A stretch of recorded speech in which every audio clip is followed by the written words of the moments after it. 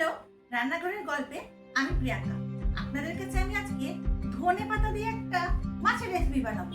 হ্যাঁ, ঠিক শুনেছেন, ধনেপাতা দিয়ে একটা মাছের রেসিপি। চলুন দেখে নেওয়া যাক রান্নাঘরে কি বানাতে চলেছি। এখানে দেখুন পোস্ত আছে, কাঁচা লঙ্কা আছে, ধনেপাতা আছে। কাঁচা লঙ্কা ধনেপাতাটা একসাথে বাটবার, পোস্তটা আলাদা করে আমি বেটে রাখবো। এবার এখানে আমি একটা বাউল নিয়েছি, যার মধ্যে আমি 4 টেবিল স্পুন টক দই নিয়ে সেটাকে ফেটিয়ে রাখবো।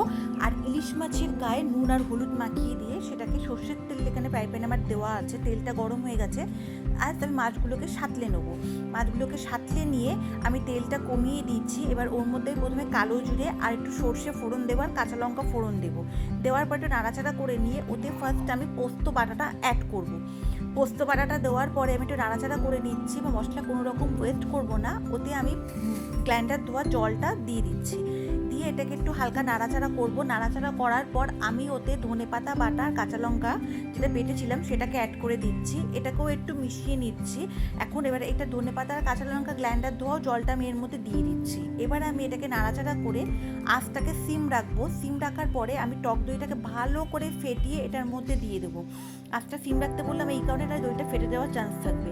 এবার আমি দইটাকে মিশিয়ে নিচ্ছি। এখনও কিন্তু গ্যাসের আঁচটা আমি সিমই রাখবো। এবার এটাকে নাড়াচাড়া করে তার মধ্যে আমি এবার একটু হলুদ আর লঙ্কার গুঁড়ো না, হলুদ আর নুন অ্যাড করবো। এতে আমি কোনো প্রকার গুঁড়ো লঙ্কা অ্যাড করব না।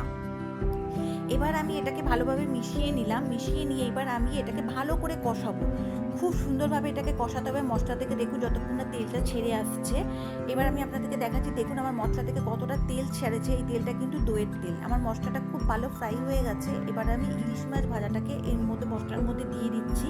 এবার ইলিশ মাছটাকে ভালো করে মশলার গায়ে মাখিয়ে নেব।